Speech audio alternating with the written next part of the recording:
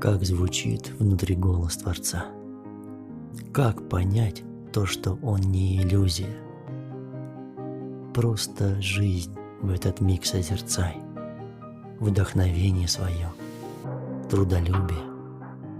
Этот голос, как отклик души на вкрапление в срезе мгновения, когда сделать вдруг что-то решил от наплыва в момент вдохновения.